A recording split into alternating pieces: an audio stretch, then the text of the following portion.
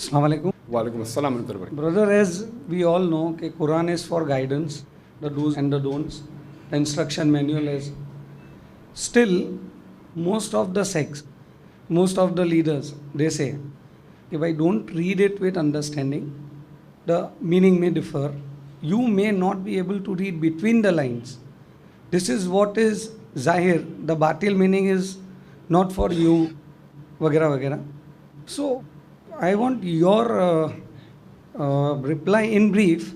What can be the reason why they are stopping people to read with meaning? He was asked a very good question, and he says he wants my reply in brief that many of the religious leaders, especially the Muslims of different groups, of different organizations, of different sects, they say you should not read the Quran with understanding. There's a hidden meaning, and there is meaning which is just on the face of it.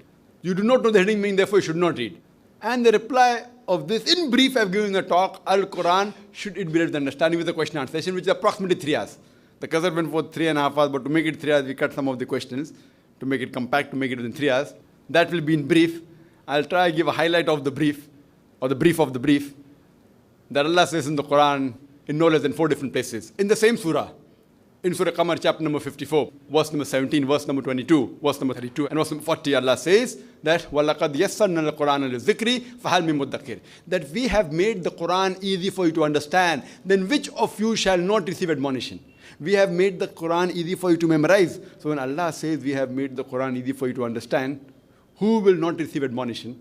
So do we have to believe these so-called alims, or so-called leaders, or so-called great people? Allah the creator, the author of the Quran says, my Quran is easy for you to understand. Why don't you receive guidance from it? So should we follow Allah, or should we follow these leaders? Allah subhanahu wa ta'ala also says, Allah says in Surah Al-Imran, chapter number 3, verse number 7, that some of the verses of the Quran have got established meanings. Some have got meanings which are difficult to understand. But if you analyze that most of the verses of the Quran, they're simple. For example, Qul huwallahu ahad. Say He's Allah one and only. Now what commentary do you require? Do you require commentary on this? Say that Allah is one and only. What do you require? You may give additional information, but do you mean to say that what the Quran means is Allah is not one, Allah is two? Does it mean that? Does it mean Allah is 1.5? See, certain verses, Qul huwallahu ahad. Say there's Allah one and only. What do you require? Yes, you may know your own background when it was revealed. That's all different. But will the meaning change? Knowing the background is good. You can know the background, but by knowing the background, the meaning will not change. You may come to know when it was revealed, why it was revealed. That's all additional information. But the basic message will not change. So most of the verses of the Quran, they have got established meanings. There are certain verses of the Quran which have got unestablished meaning. Now these verses of the Quran which have got unestablished meaning, their meaning in detail is given somewhere else in the Quran or in the Sahih Hadith.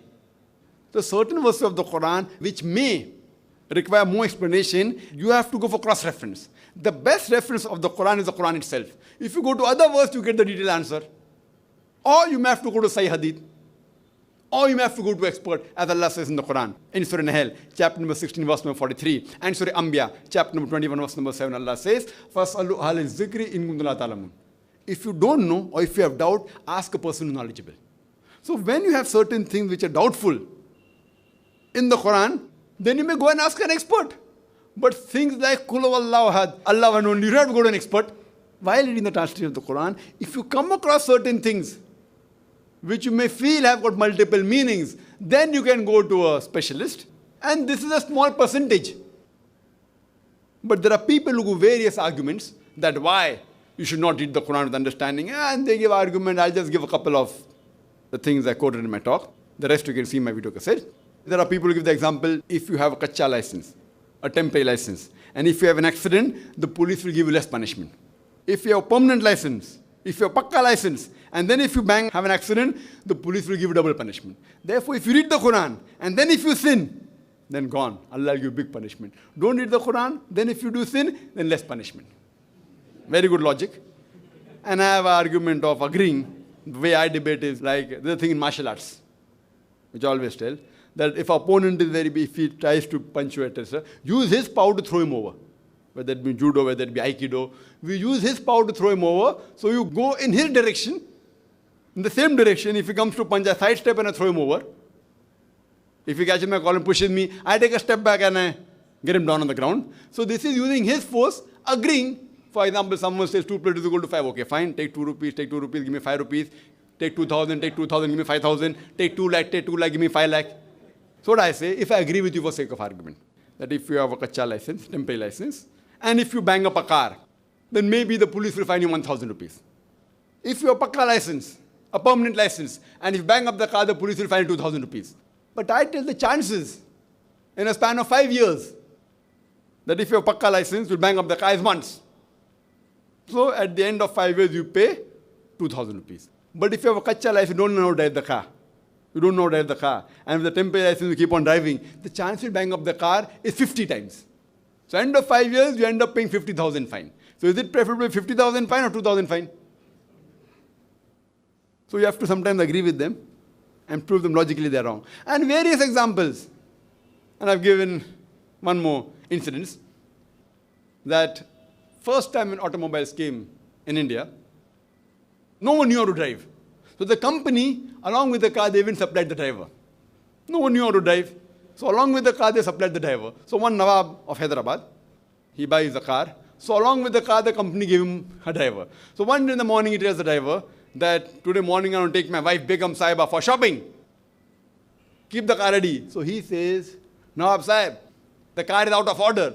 He says, I want the car in order immediately. So driver tells him to put the car back in working condition. I require 10 kgs of honey, 30 liters of milk, 20 kg of ghee, pure ghee, asal ghee, and 40 kgs of rice.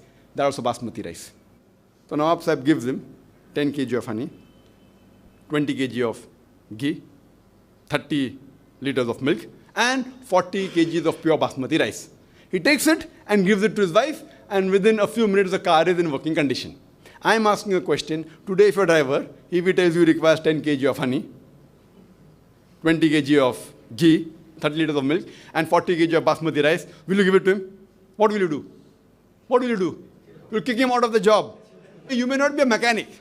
You may not be a mechanic. You may not know how to repair a car. But you have the basic knowledge the car runs on petrol, on diesel, on gas. It doesn't run on ghee, basmati rice, on honey. So even though you're not a mechanic, you have the basic knowledge of a car. You may not know how to drive. So similarly, you may not be a scholar of the Quran, but if every Muslim has the basic knowledge of the Quran, no alim will take you for a ride. All these so-called leaders, they will not take you for a ride. So at least have the basic knowledge of the Quran. So if you have the basic knowledge, read the Quran with understanding. Allah says that the Quran has been sent to you. It is easy for you to understand. So why aren't we reading? You read in the language you understand the best.